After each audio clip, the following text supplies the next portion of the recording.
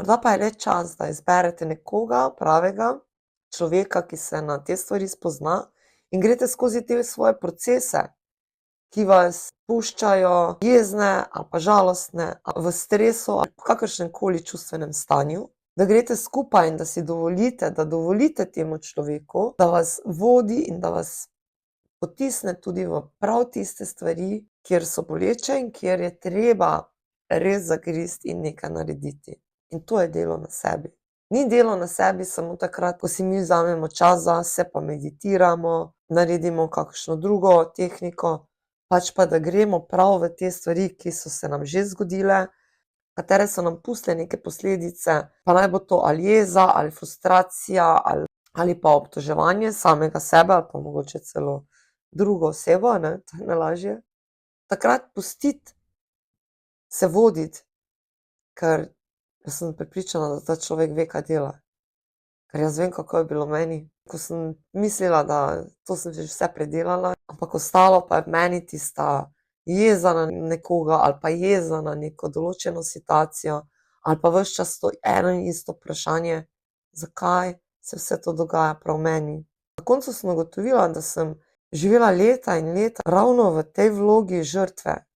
Koliko ljudi živi v vlogi žrtve. Vsi drugi so za vse krivi, to je bilo pri meni, samo jaz sem bila ta angelček, ta nedolžna oseba, meni se to zgodi in sem bila žalostna in potrta in jezna. In ravno zaradi tega sem tudi doživela te preobremenitve, rdeče alarme, da sem pa prešla prek vseh svojih meja in da enostavno več ne zmorem in da moram nekaj razrešiti.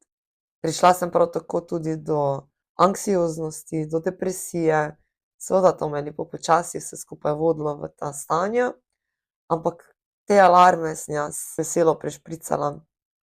Jaz sem mislila, da če bom šla na dopust in se tam malo sprostila, da bom s tem veliko naredila, v resnici pa nisem kaj dosti, V resnici je bilo potrebno predelati moja čustva, moje misli in šele takrat, ko sem se resnično začela spopadati s tem, se poslušati, si dovoliti biti jezna, biti žalostna, se imeti prav tako rada, tudi s temi čustvi, ker to ne moremo reči, da ne bomo jih več imeli, če je to del nas, vsi imamo vsa čustva.